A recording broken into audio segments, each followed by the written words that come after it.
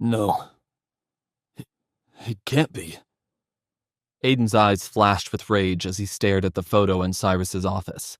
The sounds of the party thumped through the wall from the next room. The photo featured Aiden's father, Samuel, standing between a younger version of Cyrus and another man with a large scar on his face. The man with the scar looked exactly like one of the men in his recurring nightmare, the one who killed his father. Aiden's dream was beginning to seem more and more real. "What's wrong? You look angry," Cyrus asked Aiden. "Play it cool," Aiden told himself. "If you want to avenge your father, you have to wait until the time is right to strike." "This man in the photo? I recognize him." "Who is he?" "That's Raymond Castor. He was a business partner of mine and your father's. Together, the three of us ran the Tiger Group," Cyrus explained. "What's the Tiger Group?" "The Tiger Group is the most powerful Mafia syndicate in Chicago. A vast network of businesses and mob activity that spans across dozens of industries throughout the world. And it all belongs to you now. It's your father's legacy, and your inheritance." Aiden was unable to believe what he was hearing. "My father ran the Mafia?" Cyrus nodded. "The Tiger Group made Chicago what it is. We're the ones who control this city behind the scenes. The politicians, the police, the newspapers, all of it. Sure, we may use some less than desirable means from time to time, but only because we need to. Chicago is built on corruption. If we weren't running things, some other gang would be. Ultimately, we run this town, and we make it better. And we have a duty to keep it that way. It's up to you now." "Me? How can I run a Mafia empire?" Aiden stammered. I'm just a delivery boy. An orphan." Cyrus clutched Aiden by the shoulders. "Wrong. You're the son of a Mafia kingpin, one of the greatest that ever lived. It's in your blood. Listen to me closely, Aiden. We can't let the Tiger Group fall into the wrong hands. We'll lose everything your father worked so hard for." Aiden exhaled sharply. "What do you mean by fall into the wrong hands?" Cyrus released his grip on Aiden, pacing back and forth. "I'm the last living member of the founders of Tiger Group. Both your father and Raymond are dead." "Damn. I guess that bastard died before I had a chance to kill him," Aiden thought. "So, if they're both dead, are you running the Tiger Group?" "No," Cyrus shook his head. "When your father died, Raymond took over operations. Then, before he passed away, he handed control down to his son, Maximilian Castor. Max is running things now, but you should be in control. It's your father's last wish that you take over for him." Aiden sat down on a nearby chair, his mind racing. "So, let me get this straight. My father ran a gang called the Tiger Group, and then he—" "Yes," Cyrus interrupted him. "He was murdered. We're not sure who did it, but one day we'll find out. I know it." Aiden looked into Cyrus's eyes. "Do you have any idea who killed my father?" "No. Sadly, I don't. Not definitively." Aiden's mind began to race. If my dream is actually a real memory, then Raymond could have killed my father to seize control. He began to wonder if he should tell Cyrus about this. No, I just met this Cyrus guy. Who knows if I can trust him? He decided to hold back and keep his dreams a secret, for now. Cyrus interrupted Aiden's train of thought. "Frankly, the culprit behind your father's murder is only one of our problems. There's also Dominic Grayson, the boss of a rival Mafia organization that's as powerful as we are. We also believe there's a spy lurking within the Tiger Group." Aiden furrowed his brow. "A spy?" Cyrus nodded. "We're working on trying to figure out who it is, but in the meantime, you need to watch out for Dominic and his men. Chances are he's hunting you down, looking for you. If you're alive, that's a threat to Dominic and his organization." Aiden stood up once again, pacing the room. "But I don't understand. If my father left me the Tiger Group, and you want me to take control, why didn't you come look for me after my father's death? I was raised all alone in an orphanage. I had to make my own way in the world. You could have saved me. You could have raised me.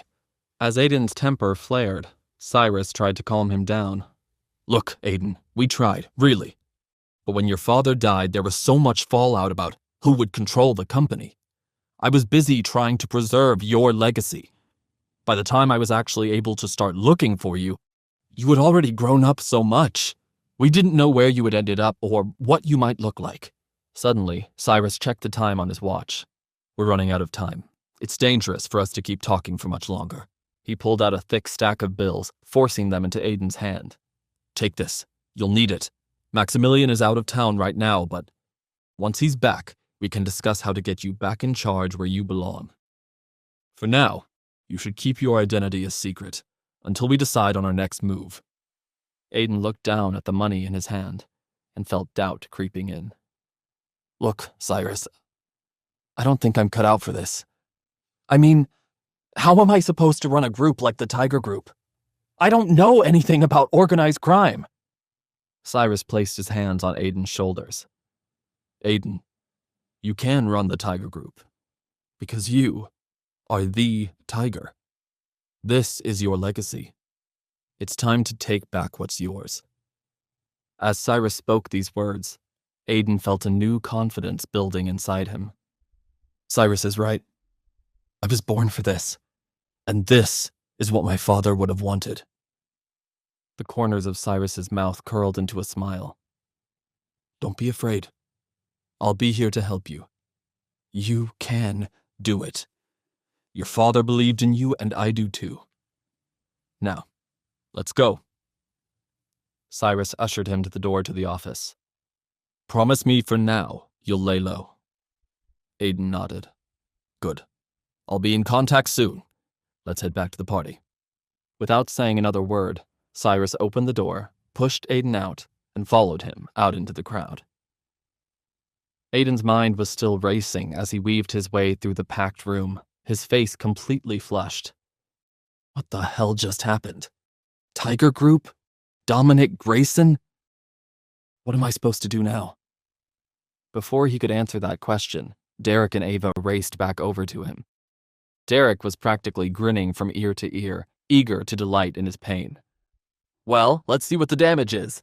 Did Cyrus give you the famous Shaw family greeting? As he spoke, he made a punching motion with his fist. Wait, you don't even have so much as a scratch on you.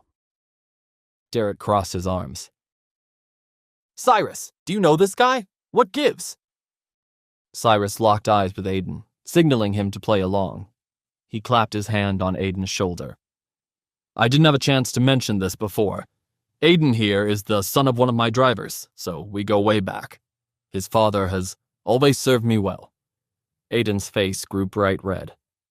Derek started snickering under his breath. A chauffeur's son?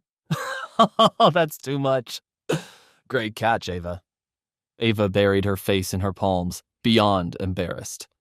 Anyway, I'm afraid I haven't been a very good host to my other guests, so please excuse me. Cyrus stepped away from the group. A few seconds later, Derek wandered off after him. As soon as Ava and Aiden were alone, she sighed and pulled him toward the exit. Come on, let's get out of here before you find another way to embarrass me. Ava and Aiden sat in the back seat of the car, completely silent. Aiden could feel just how angry Ava was at the prospect of being married to him. Ava called to the driver in the front seat. Head back to his place first, then we'll go back to mine. Yes, Miss Stone. Aiden arched his eyebrows in surprise. So, how long do you plan on us living separately? Ava crossed her arms over her chest. Forever? Is that a problem? No, I just thought, if we're supposed to be engaged. Let's get one thing straight here, Ava interrupted him, glaring at him with venomous eyes. I don't like you, but for better or for worse, we're stuck together, at least until I figure a way out of this. So we're just going to have to deal with it until this all blows over. Got it. Hey, I have a great idea. These could be our wedding vows. Aiden chuckled, trying to lighten the mood. I hate you, you hate me, but for better or worse, we're stuck together until death do us part. Ava frowned, but Aiden thought he could detect a slight smirk at the corner of her mouth, but it disappeared as they pulled up to his apartment. Her eyes widened at the sight of Aiden's building. This is where you live? Yep. It's not much, but it's home. Ava looked visibly disgusted. Now I get it. So, when you saw me, you thought, hey, here's some rich girl I can use to get ahead in life. No, that is not it at all.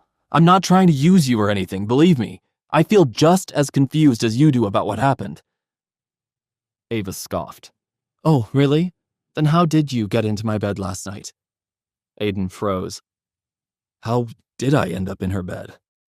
He had no idea how to answer that question. Will Aiden be able to take back Tiger Group for himself? Who really killed Aiden's father? Will Aiden and Ava figure out how they ended up together? Keep listening to find out more. The Godfather's Son, only on the Pocket FM app.